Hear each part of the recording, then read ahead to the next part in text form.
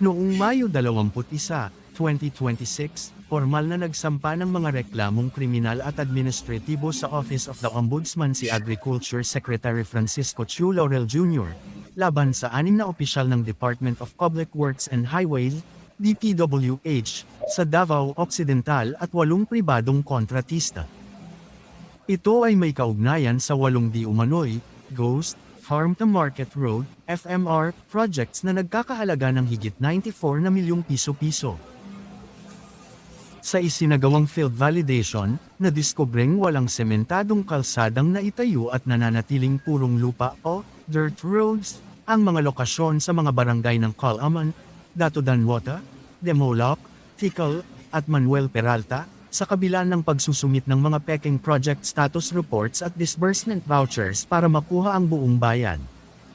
Isipin mo to, pagod ka na sa maghapong pag-aani ng mga produkto mo sa bukid. Isasakay mo na sana sa truck para ibenta sa bayan, pero pagdating mo sa daan, putik, alikabok, at bako-bako pa rin. Ang masakit, sa papel, sementado na raw to. Noong May 21, 2026, binulabog ng Department of Agriculture ang Office of the Ombudsman ng sampahan ng kaso ang 6 na opisyal ng DPWH at 8 private contractors sa Davao Occidental. Bakit? Dahil sa 8 ghost farm to market road projects na nagkakahalaga ng 94 na milyong piso. 94 milyon pesos, guys! Ang dumi ng modus, nagpasa ng mga peking status reports at pirmadong resibo para palabisang tapos na ang proyekto at makuha ang pera. Pero nang i-inspect ni the Secretary Francisco Chu Laurel ang site, zero. Walang semento, walang bakal. Lupa lang. Ninakaw ang pondong para sana sa mga magsasaka natin na matagal nang naghihintay sa pangakong kalsada. Grabe, di ba? Nakakagalit. Pero sandali, subukan nating baguhin ang kwento gamit ang counterfactual thinking. I-rewind natin ang panahon noong 2021, bago pa man pinirmahan ang mga peking dokumentong yun. Paano kung, sa mismong sandali nahahawakan ng isang opisyal o kontratista ang ballpen para magsinungaling, pinili niyang gawin ang tama? Paano kung sa timeline na to, nanag ang konsensya kaysa sa tuso? Welcome sa alternative timeline ng Davao Occidental. Dito, ang 94 na milyong piso ay hindi napunta sa bulsa ng iilan o sa mga mamahaling sasakyan.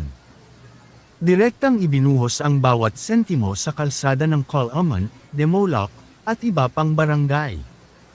Dahil sementado na ang daan, ang dating 4 na oras na biyahe ng mga magsasaka para ibenta ang kanilang ani, naging 30 minuto na lang.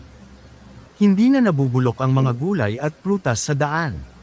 Mas mabilis ang biyahe, mas mababa ang gastos sa gasolina, kaya mas malaki ang kita na nauuwi nila sa kanilang mga pamilya. Ang mga anak ng mga magsasaka, ligtas at mabilis nang nakakapaglakad papunta sa mga paaralan tuwing umuulan dahil wala nang malalim na putik. Ang 94 na milyong piso ay hindi naging ghost, kundi naging tulay para mabuhay ang ekonomiya ng mga kanayunan. Ang Davao Occidental ay naging ehemplo ng pag-unlad, at ang mga opisyal na nagpatupad nito. Imbes na may nakatambang na 40 taong kulong sa ombudsman, tinitingala sila ngayon bilang mga bayani ng komunidad. Pero alam natin ang katotohanan, hindi yan ang nangyari. Ang realidad natin ngayon ay may 8 kalsadang, multo, at milyon-milyong pondong nawala. Pero ano ang aral dito? Ipinapakita nito na ang bawat desisyon natin, maliit man o malaki, ay may kapangyarihang magpabago ng buhay ng ibang tao. Ang korupsyon ay hindi lang basta pagnanakaw ng pera, pagnanakaw ito ng kinabukasan ng mga ordinaryong Pilipino.